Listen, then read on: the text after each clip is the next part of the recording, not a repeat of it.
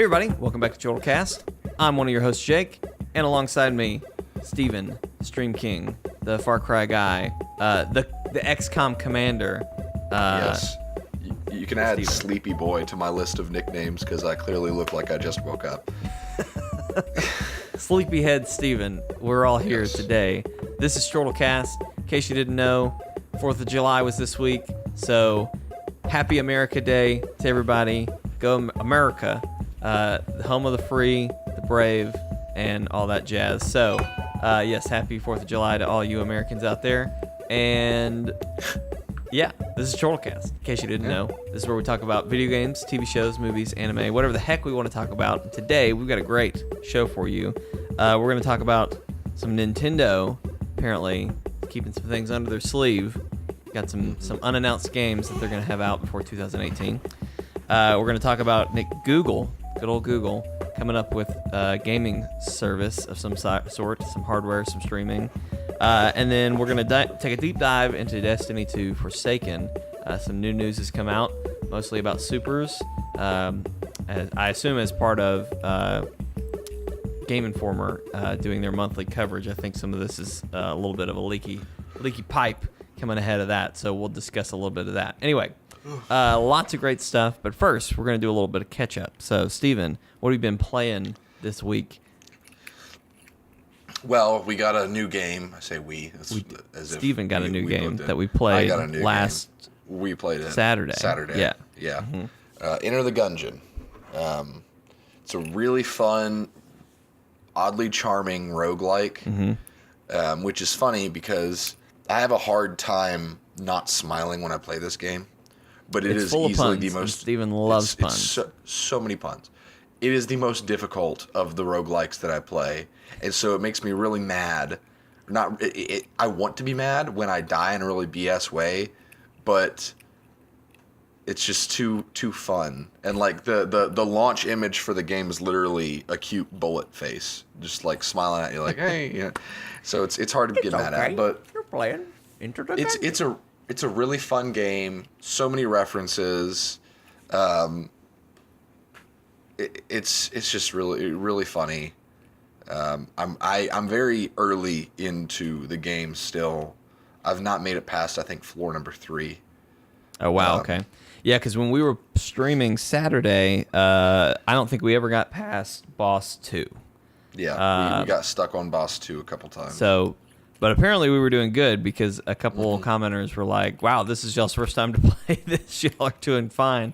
So, anywho, but I had a great time with it. It was very fun. Yeah. Easy. It's one of those things. It's easy to get into, but difficult to master. Yeah. But the pride and joy of this game is the guns that you get. Yeah. There are hundreds and hundreds of guns. There's a gun that looks like a bullet that shoots guns. I got that gun. You got I it? got to try it. Oh man. So it's a bullet, and you hold it like a gun, and when you shoot it, you're like bam bam with the bullet. But smaller guns come out like little pistols, and they spin around in a circle and shoot more bullets. Oh, that's awesome. That's awesome. There's a lowercase r that I got that shoots other letters. I got a directional pad gun, which like a D-pad from a controller, Right. and it shoots in like a cross to where like when you shoot it, you shoot forward, left, right, and back. Interesting. There are a lot of movie references. The Ghostbusters gun is in there. Right. The gun from Looper is in there. It's called the Blooper. Just a lot of really random, like, it took me a while to understand what some of the references were because a lot of them were deep cuts. Right. My favorite gun that I've gotten so far is the Hot Shot, I think, or it's either called the Hot Shot or the Judge. It's the gun from Judge Dredd. Gotcha. I love the gun from Judge Dredd. It's really fun to use. But they all behave pretty differently. When we played with you... yeah, I was going to say, I found that fire ant gun. I don't know if that's the one you were going to talk about, but it was interesting because it shot balls of fire, but then also the gun, the gun looked like an ant. It looked like a giant ant. And so you'd shoot it with the mouth forward and it would shoot fire, but then you turn it around and it would shoot blobs of gasoline that would spread out, and then you flip it back and shoot the fire, and it lights the whole place on fire. So there are some really interesting guns in that game. I was going to reference the banana that we found. Oh, the banana was the best. We went to the shopkeep, and Jake saw a banana. He was like, "Steven, let me get the banana." And I was like, "Jake, that's a lot of money. We don't have a lot of..." And Jake was like, "Steven, the banana." And I was like, "Okay, fine, get the banana." He got the banana and tried to shoot it, and he was just wiggling the banana. It was just wiggling. It didn't do anything. And so we thought it was like a gag, and that I had just like completely ruined it. But then at some point, somebody in the comments was like, "Hold it." And so I held it, and it started to charge. And then when it was fully charged, you let go, and it would fling like 3 or 4 bananas, and the bananas would just bounce everywhere and eventually explode. And so it ended up being an awesome gun, but it was just like, banana gun, here you go. So it's crazy the variety you find in that game. That's the best part of the game, in my opinion. Is the guns that you find. It's very challenging. It's very hard. Yes, I don't know how someone could do it without another person to help, but it's hard. Yeah. But no, it's really fun. We're definitely going to be playing it more on the channel. Not sure in what capacity. I might do some solo streams. Maybe even this weekend. Who knows? Maybe even this weekend, yeah. It is one of those games that I could totally see myself playing it for a stream if I just am like, I want to stream today. Don't feel like playing Far Cry 3, so I'll use Enter the Gungeon instead. But it's good. It was good. It is really good. And then this Tuesday, Steven, our XCOM series ended. Went out with a bang. You launched it to full difficulty, the highest difficulty. Full difficulty. What level have we been running on? We started the game on rookie, just to make sure that people, when they asked for a character to be made, they didn't die immediately.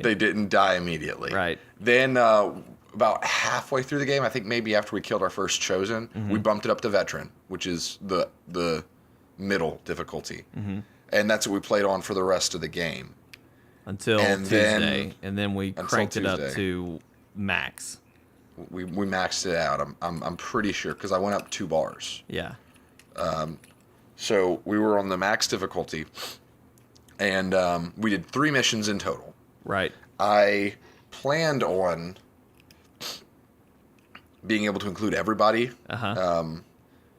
But the second mission we did, the one that led straight into the final mission, was a small squad mission that I can only put 3 people on. Right. So I ended up having to leave out 4 people that I wanted to take on missions just for time's sake. And I hated that. But hey, they lived through the war. So yeah. Lee Allison was really excited that her character lived. And I was like, hold on, because you never know, someone might die and we might have to do a mission over, and you might that's what I was saying, was if we fail this mission, we might have to try again. Right. So that would have been a nightmare, though, because the squad you had on the final mission was like me, Brody, Miles, you, Andrew, and we're all the highest level. It was me as the medic support, you as our psionic, Andrew as our tank, Andrew from Friendly Fire Games, our brother channel, Brody as kind of the wild card, because he went lone wolf a lot in that mission, and like it was just like, okay, what's Brody doing? And he was just over here killing things. And then Colleen. Oh right, Colleen. Freaking Colleen O'Malley. She was one of my sword characters, and then I had Jim. Jim was my last unit, and that was like literally the only thing missing from that group being an absolute dominating powerhouse was a sniper. I did not have a sniper, and I figured that I wouldn't need one because I figured it would be a close quarters match. And I was right for the first part of the mission, and then when it got to where we had to fight the avatars, a sniper would have been very useful. Right. Was that the part where it was just waves and waves of enemies just constantly coming in? Yep. I got real scared at that part while I was watching. Yeah, so did I, because like every single turn, they had these like 6 gates around the room. Right. And I was stationed more towards the middle. And I also had the avatar that was being controlled by my commander. That was like the keep that unit alive for the mission. So I had some extra psionic help, and that was nice. But I was stationed towards the middle with trying to... my character and the avatar were sticking very close together because he was kind of acting as the Overwatch guardian / medic of the group. Right. Around those 6 gates, every single turn, sometimes twice per turn, more enemies showed up in increments of 4. Golly. And so if I didn't deal with each group quickly, then I was dealing with multiple groups, including the bosses, which are called the avatars. They were psionics that were working. At one time, Andrew got mind controlled. And then your character was like... Your character was the saving grace of so many moments because your character has this aura around him where if anyone is near you, they become immune to mental effects. Ah, gotcha. So like panic, mind control, anything like that. And so you walked up and literally just stood next to Andrew and he was like, okay, I'm fine. I'm not mind controlled anymore. So that was helpful. But it was crazy. I recommend everybody go watch it just so you can see what happened. I'm shocked no one died. And that was part of the reason why we cranked it up the difficulty. I was telling Steven, I was like, this is the last one. Like, we're probably not going to come back to this XCOM. Like, if they do an XCOM 3 or something, or even if they did new DLC, this would be different. Well, not even DLC, but it's going to be different, whatever comes next. So it was like, let's have some deaths, man. Like, let's just let some people go. And so we cranked it up high, and nothing happened. Like, it was close. There were a lot of close calls. It was close, yeah. No one died. Towards the end there, I was playing really aggressively with your character, Colleen, Jim, which is Eric's character, and Brody a good bit too. Right. I was playing really aggressively with you guys in that last room. There was one point when a team of codexes, which are the teleporting cloning ones. Right. They came through the gate and they started hitting me and the avatar, my avatar, really hard from behind to where the avatar was actually low on health. I just healed him. But so I ended up hitting them with a bomb that caused them to split. So it went from 3 codexes to 6 codexes. And so then it was like, oh, Colleen has her Reaper ability. Right. Reaper is the Ranger ability that Jim also coincidentally got, which is, thank goodness for that. It's been a lifesaver. But when you activate Reaper, for that turn, every sword kill that soldier gets, they get to move again. So that's Colleen, that's why you saw just like going crazy killing people. She used that ability probably 4 times over the course of the mission. And so she was... So if my guys are here, if my my character, my avatar here, and Colleen is here, and then the codexes are all here, Colleen went and just did a circle around the map and killed everything. Because they were so low health, right? That she was able to kill them with something, keep killing them. So she did literally a lap around the map and ended up right back where she was stationed before, ready to go again. That's awesome. That's awesome. And it was really funny because Jim, I tried to get him to die because like it seemed fitting. He has probably the highest kill count of the entire organization. That's something I should look up and put on Twitter. But he has been like the untouchable soldier this whole time. Right. And so I was like, Jim's planning to die today. What are your plans? Like, that's how I was playing this mission.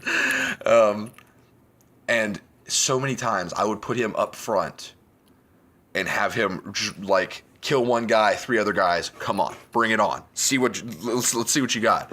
And they would run up to him.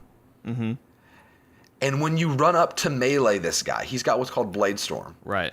Which means if you get within melee range of him, he gets a free shot at you. So I think 5 or 6 times enemies kept trying to go up to him or pass by him, and he would just make his side blades and just cut him in half. And he was just going so hard. At one point, one of the avatars, they can teleport like the codexes can. Right. They teleported away from being hit by Colleen, and their choice of teleportation was right next to Jim. And so he was like, "Oh hey," it was great. So if you had to name a Soldier of the Week for this one, who do you know who the Soldier of the Week is? Soldier of the Week for this mission. Honestly, I'm inclined to give it to myself. Okay. But I'm probably not going to do that because that's no fun. But my character, because he's so good at Overwatch, I never had him take a shot that wasn't on Overwatch because he has something called Guardian, which makes it to where when he has a successful Overwatch shot, he has a chance to take another. Okay. So there were turns when he was shooting things on their turn 4 times. Gotcha. So like there was one point when I had him just on a tower. I think it was when we were by that place that was enclosed for human experiments. He was up on a tower and he just kept going. Like he wouldn't stop because his gun has such a high capacity magazine. He just kept going. So he got a lot of kills. He helped a lot more than I expected him to. I expected him to be just more of a medic. Right. But he was everything. But that's the thing about this one is that everyone contributed in such a vital way on this mission that it's like they're all kind of the Soldier of the Week. Because my character did all that Overwatch stuff. Your character was doing some amazing crowd control and team support. Colleen killed probably 50 people by herself. And almost got killed. Like in true Colleen fashion, she almost died, or at least went into a situation where she should have died and walked away, the lone survivor. Jim's character, or Eric's character, Jim, he kind of like Colleen, killed so many things, was super helpful. He, at one point, my character was put in a compromising situation, so I used some of Jim's focus to swap their positions. So he did a swap teleport to where he put himself in the fire. Like, he was like, all right, I'm planning to die today, let's do this. And he was fine. He didn't even get hurt. Gee whiz. But Andrew's character probably provided the least, but he did his job of being under fire the most. Right. Because he's the tank. That's what he's there for. But then Brody's character just did a lot of good stuff. His character, I can never tell when their turn is over or how many actions they're going to have, because every time he gets shot at, he gets another action for the next turn. He can give himself more actions based on what he does with his actions. His actions don't end when he shoots. So it's just like put Brody in a spot where he has a lot of enemies and he's just popping everybody.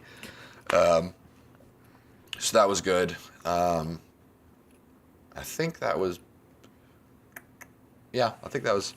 everybody. So I don't think I can name a Soldier of the Week. It would probably, realistically, as far as like what they put into it, it would probably be, I guess, risk and reward. Probably, you take my character out of that equation, it would probably be Jim or Colleen. And based on that, I wanted to talk about like our favorite characters from the series real quick. Who were some of your favorites, and what were some of your highlights? Colleen is definitely a highlight. Just because she's a sub character. One of my old elementary school friends dropped in, and she plays XCOM, so she was like, Colleen was a character that I had in my game. Here's kind of what I set her up as. I bequeath her to you. Let her be I hope she's as badass as she was in mine. And just from that moment on, it was just like every time it was like Colleen Colleen, I love the story where she. My favorite moment with her is when she was on that tower or whatever, and then the gas station or something blew up below her, and so she fell into fire, and then something else blew up on top of her, and she just walked away. So she was at a gas station fighting the Archon King, right? Which is the king of the flying aliens, like he's the boss of them, right? The Archon King grabs her and flies her probably 30 feet in the air by the neck, then takes her and slams her through the roof of the gas station where the pumps are. Then he takes another turn, flies back up, launches a missile barrage, coming back down on top of her. She gets hit by that. She's unconscious at this point. Then he flies off over here. The gas station explodes on top of her. And it's like, she's dead at this point. There's no way. She's definitely dead. All it did was wake her up.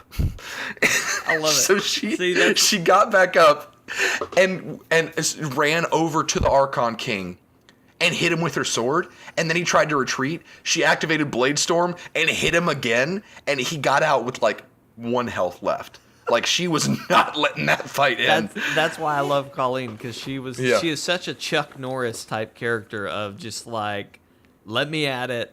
I don't care. Like, you can't touch me. Whatever. I liked Akib the elephant.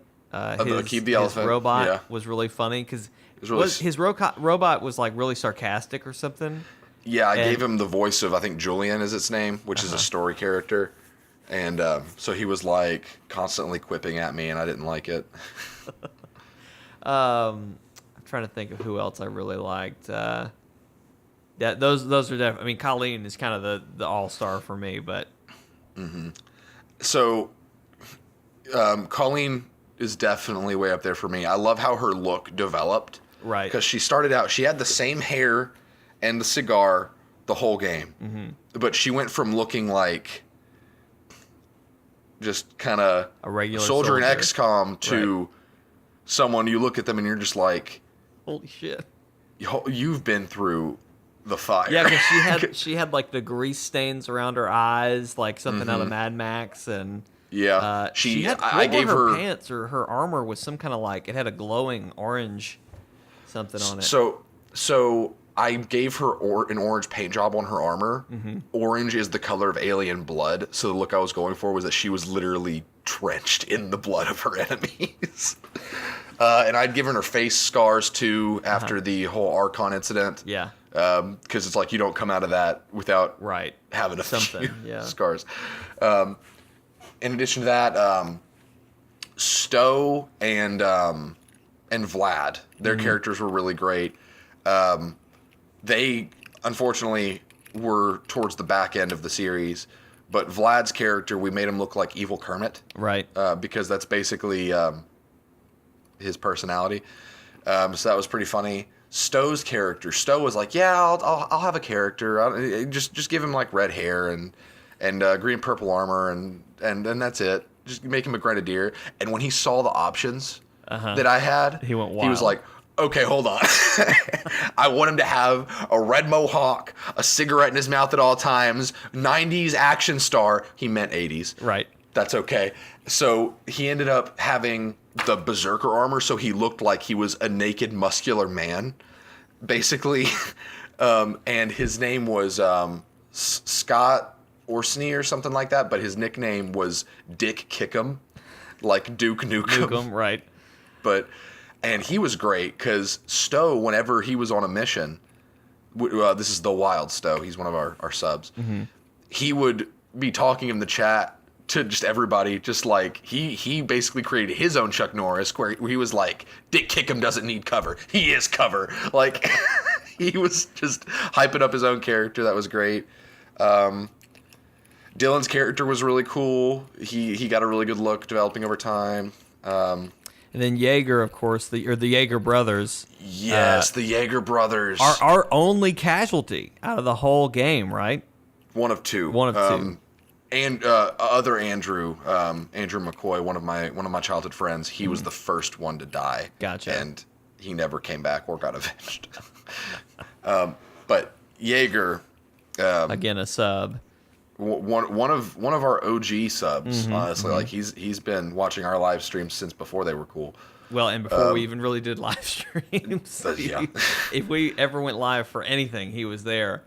Even before we had a consistent schedule. So yeah. So Jaeger on a mission to respond to a retaliation where Advent was attacking some of the resistance fighters. Right.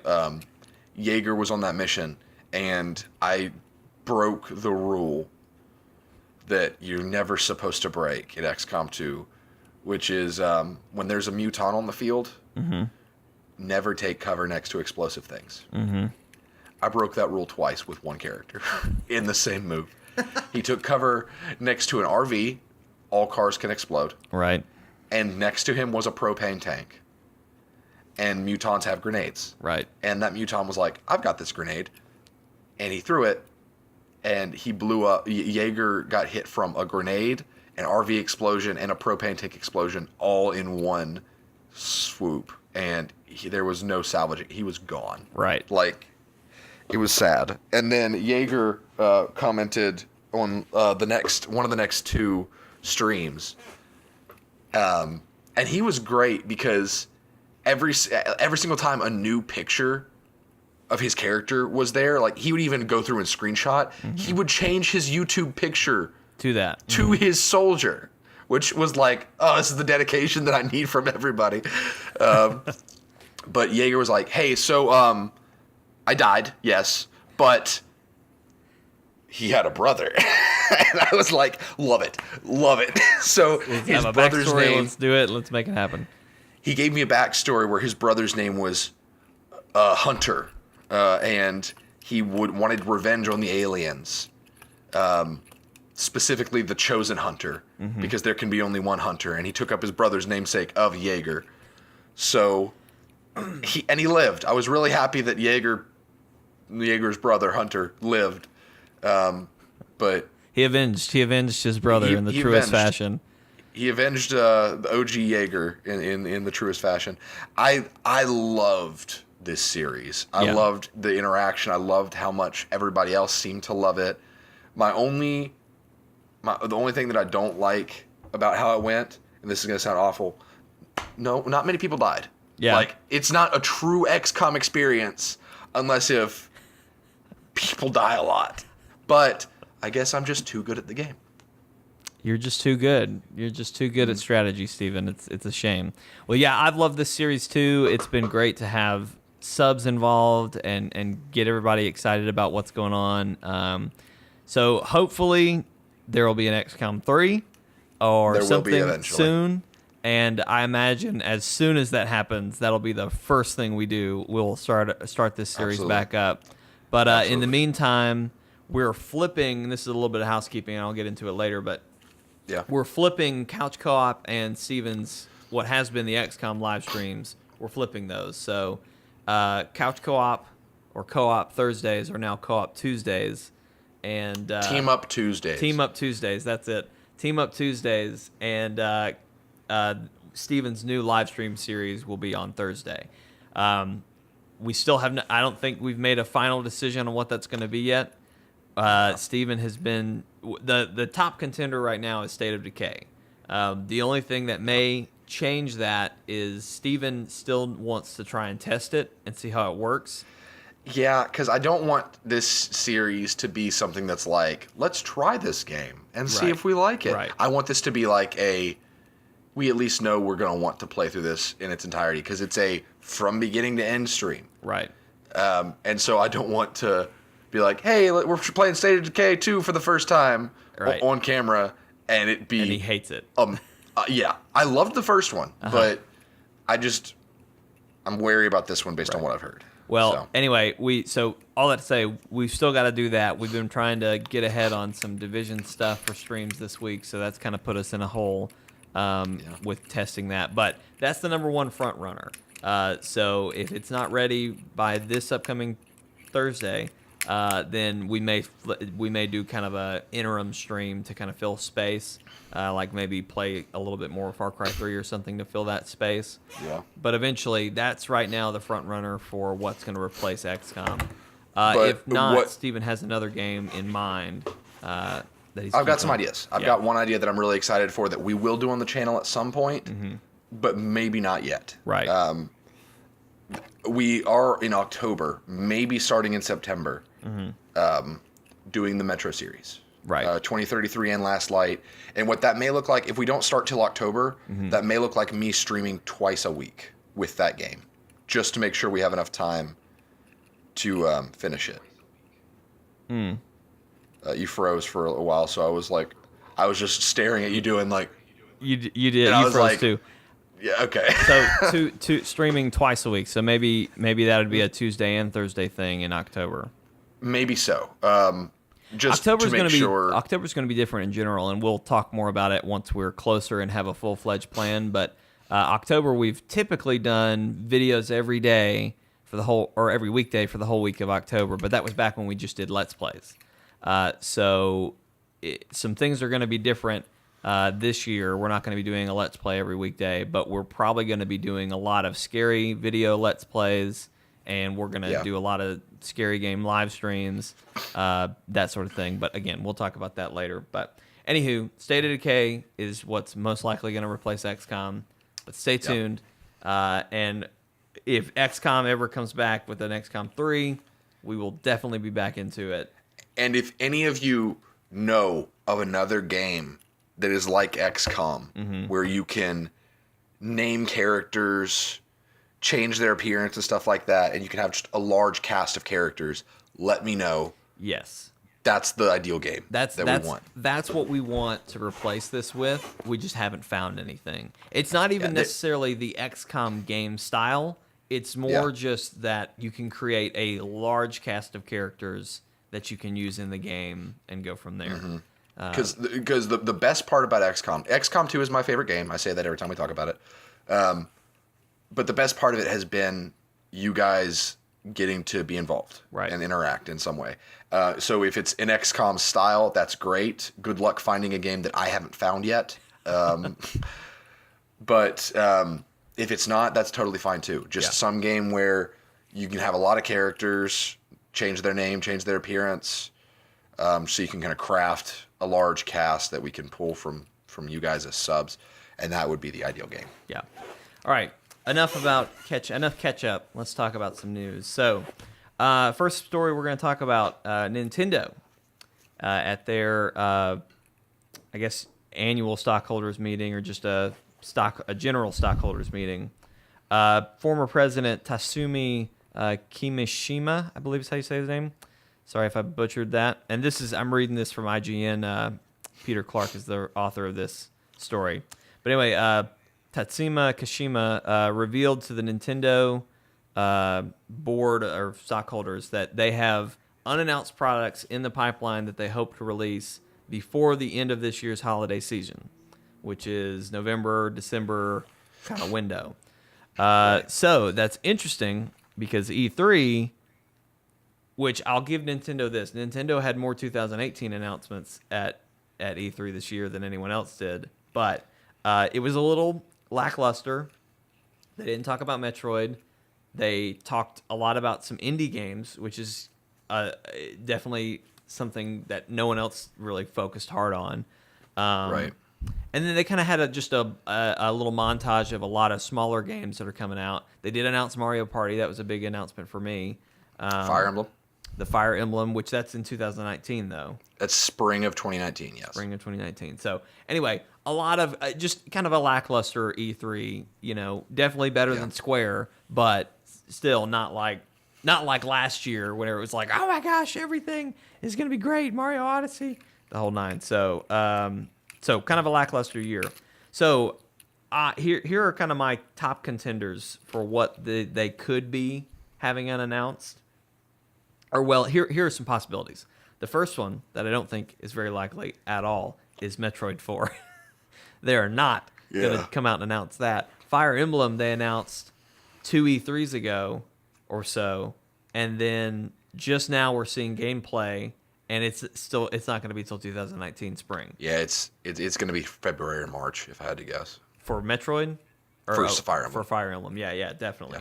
Yeah. Metroid, I think we're still a ways away. I think that's a 2020, maybe 21 game. Right. But anyway, I digress.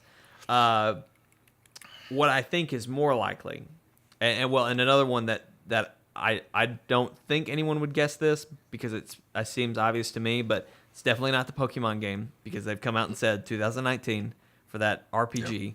So there is no hope for that. I don't. Nintendo and Pokemon are very good about when they say things. There's no like underlying meaning. Like they said 19, but maybe they really are just trying to throw us off. Like no, they probably mean 19 or later. So buckle down for that. What I think is most likely, it's possible that the Yoshi for Switch game. I think it's Yoshi Cardboard is the working name right now. It's going to have some Labo. It has to have another name than Yoshi Cardboard. Surely. Let me look back real quick here. I'm going to look and see what it was. I thought that's what it was. That's really funny if it is. I don't know that it has an official name yet, but it's Yoshi for Switch. Hang on, I'm almost there to it now. It's Yoshi for Nintendo Switch is what I found, I think. Yeah, Yoshi Switch is all I have here. I don't know. Okay. It's got kind of a cardboard. It's like it's the yarn Yoshi, but there's a lot of cardboard elements to it. I wouldn't be shocked. I would not be shocked at all if it had some sort of Labo support. If it was Yoshi Cardboard. Yep. So anyway, I digress. I think that if they're going to make a big game announcement, I think that's the one. And I think, whenever the next Direct is, they talk about that or announce that somewhere at the end. That's the best hope I think that game has. But that's maybe the biggest announcement we'd get. What I think is more likely is I think we're going to have another Nindies Direct later this year that's going to have a bunch of Nindy releases in 2018. Which is awesome. That's exciting. We've already got Overcooked 2 coming to Switch, and I guess it's going to PS4 and all the other ones too. But I'm sure it is, yeah. But Nintendo kind of took that one, and then what I think is even Indies, I think is the most likely. I think that's what we're probably going to see, and that's what he could be meaning, which I think is kind of a lame. I love the Indies on Switch. Switch is a great indie machine. But I feel like that's kind of a lame excuse. Like, don't worry, shareholders. We've got some great indie games coming. Like, I feel like that's kind of is that really what you want to tell me is going to sell games here? Whatever. So I think another thing they might do is some more Wii U ports. I don't know what exactly. I can't think of any other ones that were like Mario Maker could be a huge one that we still haven't seen. Make some sort of comeback. But I feel like that's big enough that they could have said that at E3, and that would have been huge. That would have been a great E3 mic drop moment, but I don't know. I feel like people are starting to drift away from making huge announcements at E3. Save one or two big ones and then let the rest of them go out over the year, which is maybe what Nintendo's doing. It's making E3 not as special. Stop making E3 not special. Yes. Yeah, I don't know. So all that to say, it's exciting. Nintendo already is who's got the most of my pre-orders for the rest of this year because they're the only ones that really had many announcements for 2018 at E3 at least. So I'm excited to know that there's even more coming down that pipeline. But anyway, all right. The other news story: Google is working on some sort of gaming service and possibly new hardware. So Google, the internet giant, this is also coming from IGN. Brian Barnett was the author. And I think he got his information from Kotaku. So anywho, basically Google, this is just kind of some insider talk, but Google has been talking about doing some sort of streaming platform. It's codenamed Yeti. And apparently at GDC, the Game Developers Conference this year, they were talking to different developers about getting them to make games specifically for their streaming service. So The idea is, and we've seen, this was kind of a theme at E3 this year of moving to some sort of streaming service. Microsoft talked a lot about this with their, what was it, Origin Access, something like that. Basically, the idea is there would be a streaming service that people could stream the games to whatever PC they have, regardless of its power, the PC power. Because whatever they have their stream service on would be on some massive computer that could really crank all the graphics and stuff, and it would just be streaming that there. So I don't know. It's interesting. They also mentioned some type of YouTube integration. I can only imagine that would help streaming to YouTube. If suddenly you're on a PC using the Google system to game, that it would have some sort of easy YouTube easy integration thing. Yeah, they talked about or in this article they talk about you're playing a game, you're maybe struggling with something, you can literally flip over to YouTube and have a how-to video queued up ready to go, super easy. But I think also with how much YouTube is trying to get into the gaming streaming arena, that this would be a huge part of it too, but they didn't talk about that in this article. right. But anyway, this is even made more interesting by the idea of them making some type of hardware to go with it. Because in my mind, the three giants are Sony, PlayStation, Microsoft, and Xbox, and then Nintendo with the Switch. I know there are some other smaller things out there. Atari just dropped or is working on their console that no one really knows what the heck that's going to do or be for. But those are the three people you got to compete with. So I'm really curious to see what hardware they're going to come up with that's going to convince me to get it. But I don't know. I love the idea of, and this is kind of what Atari, how they kind of pitched theirs, but here's a PC that's a console. Here's the convenience of a console with the conveniences of a PC, which is you can play any game because they all go to PC eventually. Here's this, plus a streaming service that you can stream all your games. I'm really interested, and streaming services haven't been great so far, but if anyone's going to figure out how to make it well, it's going to be Google, because they are the internet, just about. But another interesting thing to know, Phil Harris, who worked on PlayStation and Xbox, was hired by Google earlier this year. So it's possible that he's one of the guys working on the actual hardware, which could be really interesting because he's worked with Xbox and PlayStation. He's probably he's seen both sides of the fence on power. So I don't know. It could be interesting to see what that comes out of. Yeah, definitely. What do you think about that, Steven, having Google jump into the platform? I think it's a risky move for anybody to bring another console to the conversation right now. Right. Especially with Microsoft struggling as much as it is.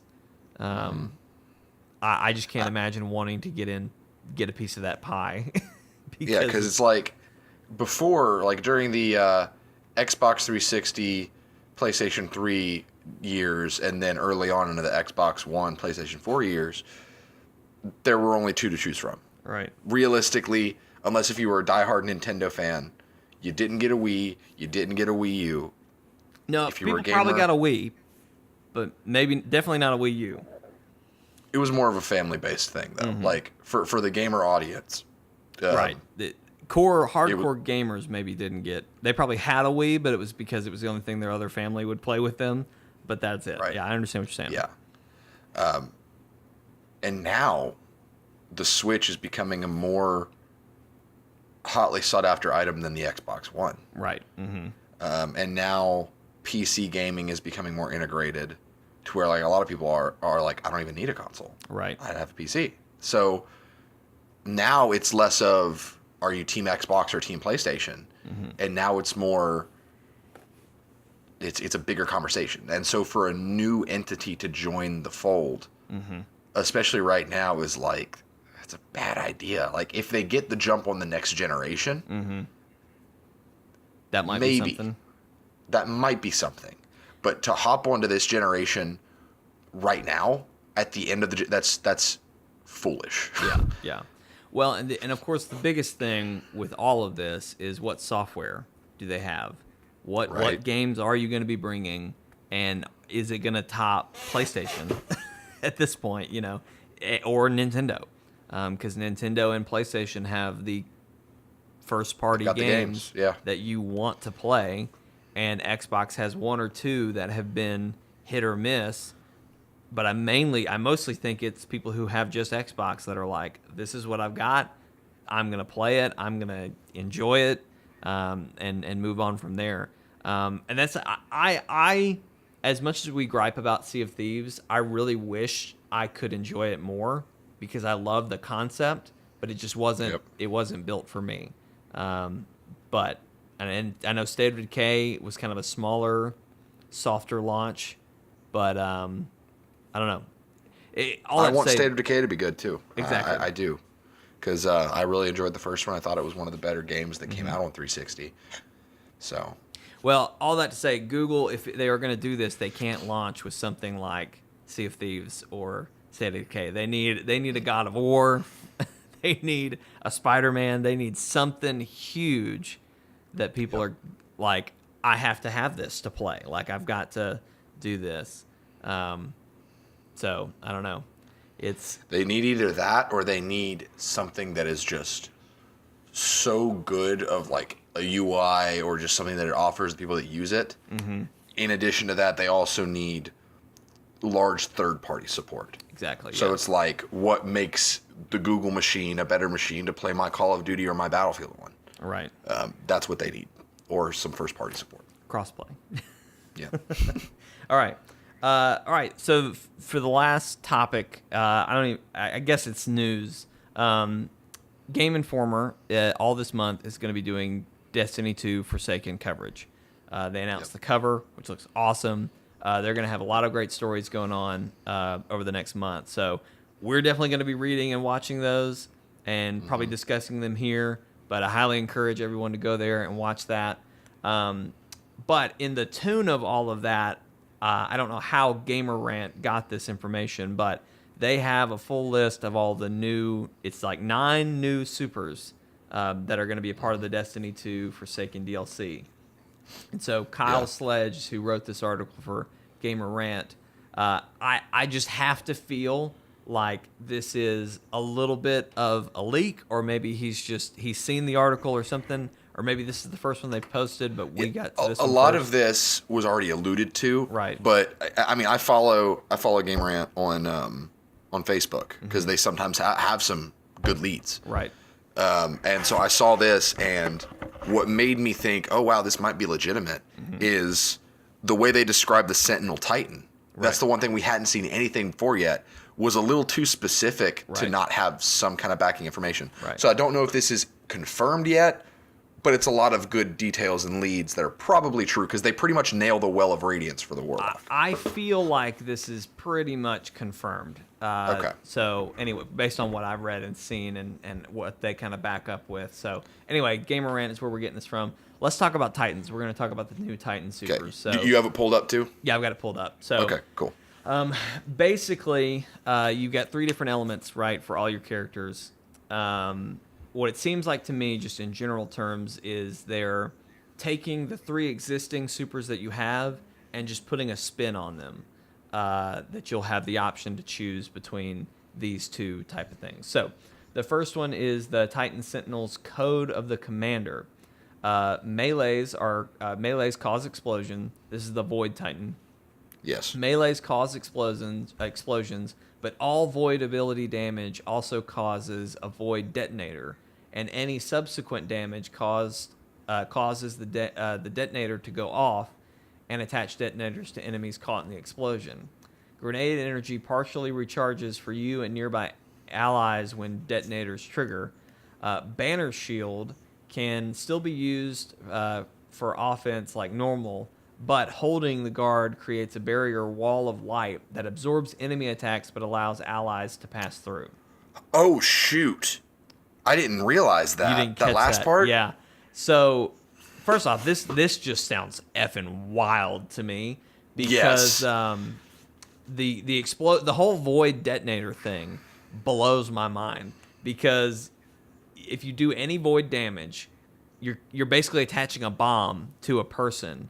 Then if any other type of damage happens to it, that bomb will explode and attach more bombs to anybody near that person. So Yep. It sounds crazy. I don't know how much it'll work in practice, but it's some crazy crowd control. Yes. Like, for real.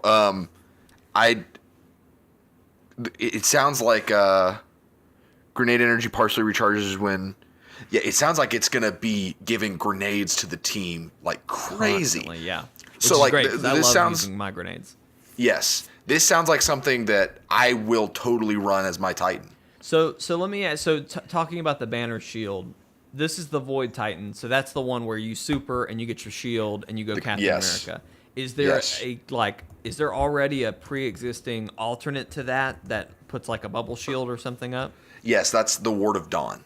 So the thing that I run is where I hold it down and then he throws up the bubble shield, and enemies can't shoot through it, allies can't shoot through it. It's just Protection. a safe place. Right. So that is the top skill tree variant of the banner shield. But so now you can do that and it'll just put up a wall and you can shoot through it. Yes, That's which is awesome. That's what I've been hoping they would do with the Titan, is something that is defensive but also offensive. I feel like the biggest benefit is just being able to shoot through it. But also, just imagine, like, I'm thinking PvP now.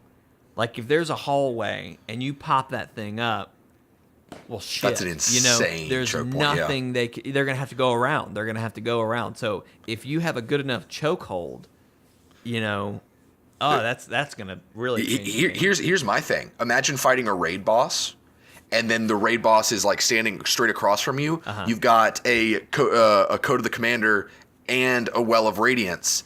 They pop their wall. Well of radiance pops behind the wall. Suddenly you've got amplified offense, possibly cooldown reduction, and you can't be touched.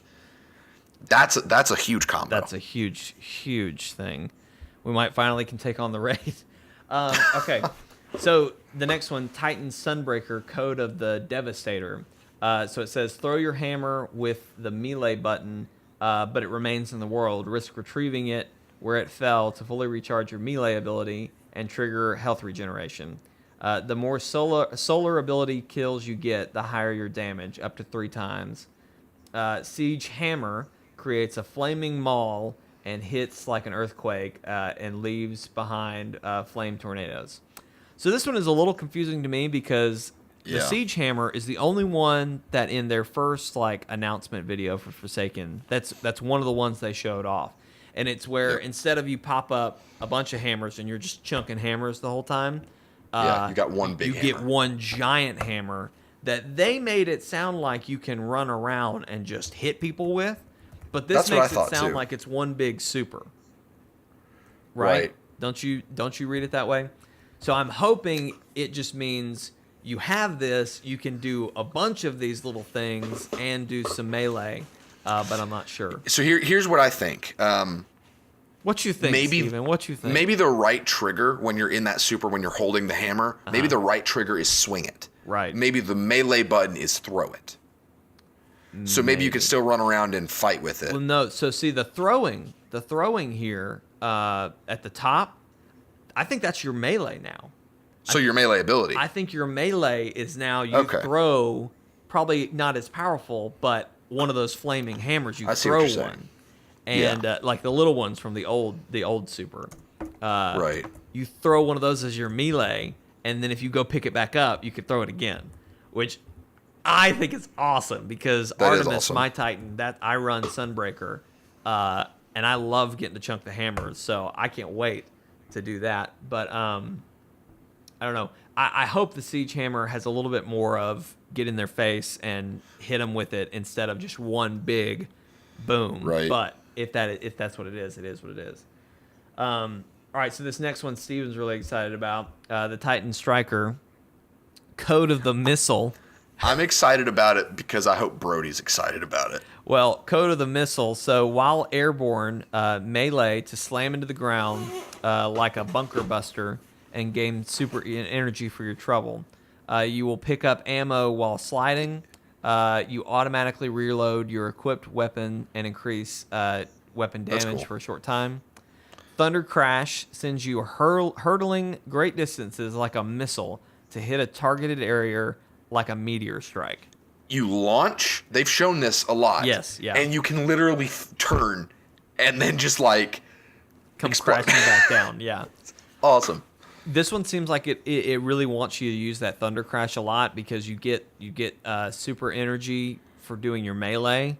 So if if you do that a lot, that's going to be generating a lot of super energy for you. On top of somebody like your character, Steven, who's usually generating a lot of light orbs.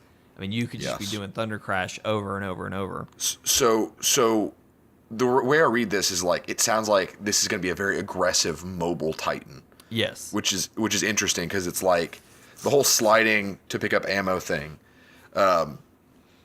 seems like an interesting addition, but kind of a cool one to really motivate you to not bunker down like I normally play. But it encourages you to be on the offensive, get in their face. That's really cool. That's classic Titan. Yeah, I like it. All right, let's move on to the Warlocks, which Steven is most excited about too. I am. All right, so let's start with the Voidwalker. So Voidwalker's Attunement of Fission. A new Atomic Breach melee ability creates a void explosion at range while holding the grenade button down creates a short-range area explosion supernova. Any void ability kills now heal you and grant ability energy. Nova Warp, which is the new super, empowers you with transdimensional hopping abilities, letting you repeatedly teleport short distances and then erupt in a burst of energy. So the Voidwalker is already kind of a crazy warlock ability. It's and now it's on a whole new level. Yeah. The Atomic Breach sounds really cool. Basically, your melee causes an explosion, and then grenades doing the supernova. I am not good at the teleporting that you can already do as a Voidwalker, so I'm really curious to see what people are going to do with this new super. All right, so the Stormcaller Attunement of Control. Tap the melee button to fling out a long-distance electricity ball, which is awesome. That's cool. That eventually detonates and flings a lightning bolt straight downward. Arc kills sometimes create ionic traces, a spark of raw arc energy that travels across the ground to you, which can be collected to recharge abilities.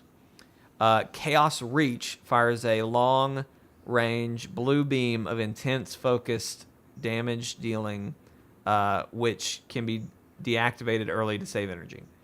So basically, the Stormcallers always kind of float around like the Sith and just kind of shocked people. Now it's just one big Kamehameha blast. Yeah. I love how we did that at the same time. We did. One big blast for fighting bosses and stuff, that's going to be insanely useful. Yep. So yeah. All right, and then Steven's favorite. Do you want to read this one, Steven? I do. It's your baby that you've been waiting for. Dawnblade's Attunement of Grace.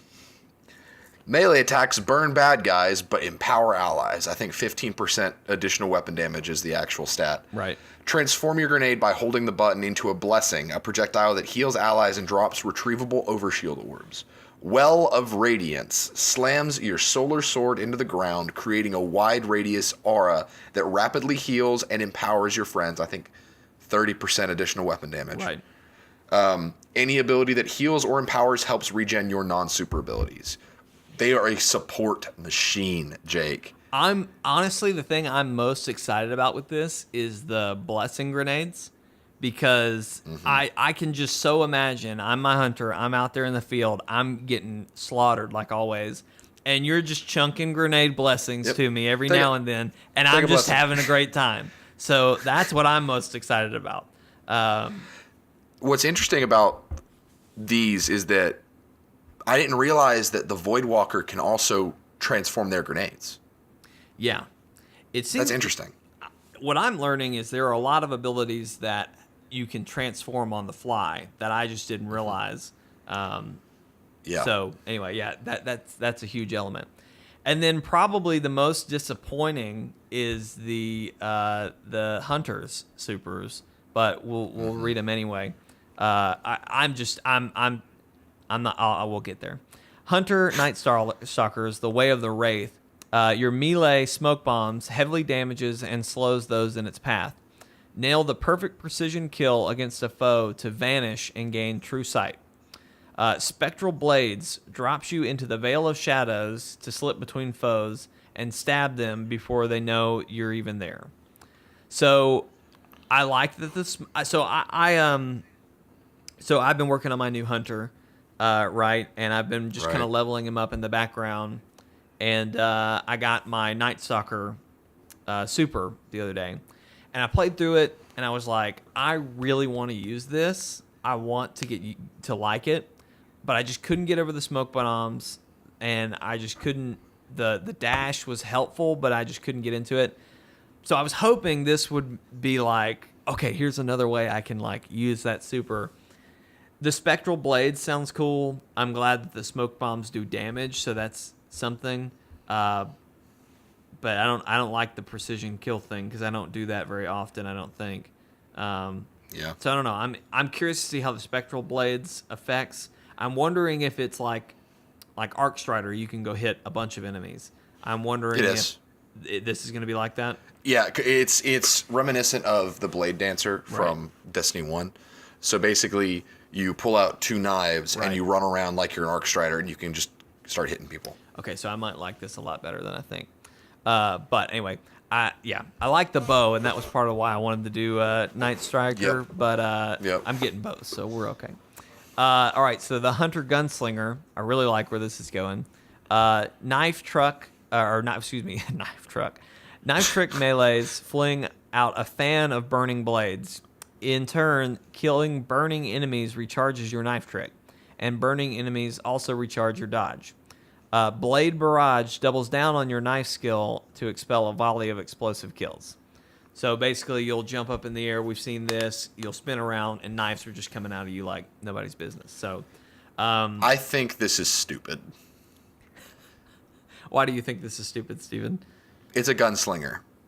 They take away all the gunslinging, and they're like, knives! What else does the hunter have? Here's some knives. I'm okay with knives because I like the knives. See, I think it's fine. I think it's fine because it still is about hitting precisely, I guess. Right. But it just, there's more to do with the golden gun. Yeah. Do something with the golden gun. Because, I mean, we already have a knife super. Give us something different. Right. That's all I'm saying. I'll probably still try it. I'm that of the 3, that's the one that's the one I'm most interested.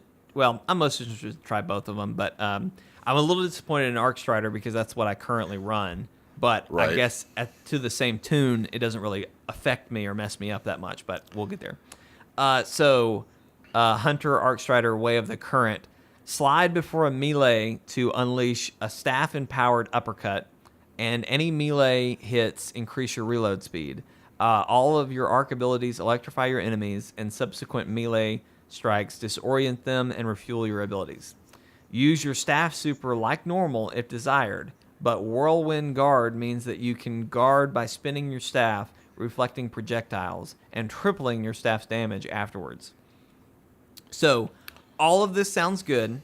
I really like it. I hate that Whirl Guard is still the staff, and it's not really different. It's just a block. But I also, the way I read this is, it makes it sound like you can use Arc Strider. Arc Strider is still what you're doing, but you now have a guard that you can suddenly turn on and use. Yes. And still go back to whacking fools. So I'm kind of excited about that one because I already love the Arc Strider abilities, and now I'm not losing them, but I'm gaining an extra thing to go with it. So I'm curious. And the sliding to do a melee uppercut with the staff sounds awesome to me. And it sounds like you can recharge your abilities a lot too. Yeah, which I already can do a lot with the raspberry chess piece that I have. Yep. Lucky raspberry. So I'm excited. I'm excited to try all of these of the hunters, but out of all of the other ones, I'm like, this is all we get for hunters. But that said, I am excited to try those all the way through. But Yep. Bungie hates hunters for some reason. I don't know why, because like in all their videos, I'm getting a bow, so I'm happy. I'm as happy as a kid in a candy shop, but I'm just a little upset that I don't have anything more interesting to do with the I guess I was hoping that Night Stalker would stick with the bow, but do something different with it. So that you actually like shoot with the bow instead of doing where it drops the orb and then it tethers all the enemies, which that's useful. But I wanted to use the bow in a more offensive way. But we're getting both, so I'm happy. Yeah. So anyway, that's all the new information we have so far about this. I am super excited to get these and try these, and all that jazz. Hey everybody, thanks for watching this episode of Chortle Cast. We do hope you've enjoyed it. If you did, there's a few things you can do to help us out. Number one, if you're watching on YouTube, you're already at chortlegames.com, and you can leave us a like on this video, comment on your thoughts on all those topics we talked about. What do you think is going to be the mystery Nintendo games? What do you think about the new Destiny stuff? And then also, if you're listening on iTunes, you're an audio listener, leave us a nice little review on iTunes. That really helps the visibility of the podcast on there. You can also email us at chortlecast@gmail.com.